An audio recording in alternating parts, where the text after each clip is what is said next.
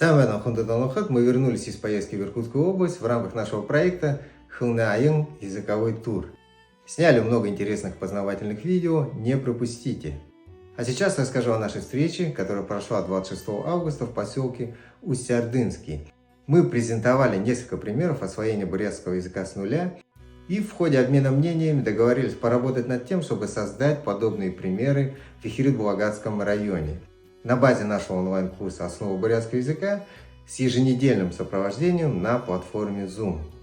Группа первопроходцев уже набрана, получили поддержку Заректола мы и с 1 сентября начинаем занятия. О других подробностях нашего проекта с рабочим названием «Харгана» мы обязательно будем рассказывать вам в дальнейшем, а сейчас несколько слов о нашем онлайн-курсе. В чем особенность онлайн-курса «Основы бурятского языка»? В том, что мы изначально исходим из того, что у бурятского и русского языков совершенно разная логика. Чтобы не быть голословным, давайте пойдем по пунктам. Первое. Словарная форма бурятского глагола.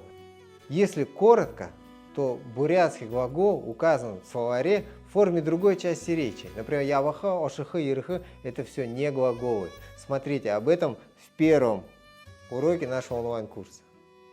Дальше.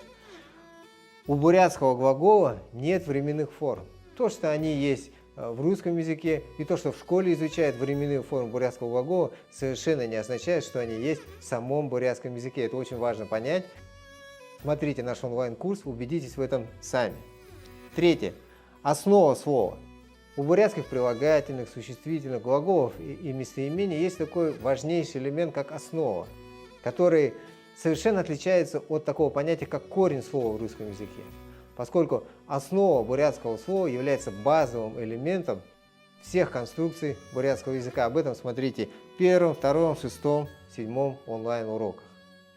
Далее, в бурятском языке нет падежей. Да, они есть в грамматике бурятского языка, но в самом языке их нет. Это очень важная, очень интересная тема. Об этом смотрите в 8-9 уроках. И еще один очень важный момент. Если в русском языке часть речи – это такое краеугольное понятие, то в бурятском языке часть речи – это понятие очень гибкое. К примеру, мы все привыкли к тому, что халун – это прилагательное со значением горячий, но на самом деле халун – это существительное.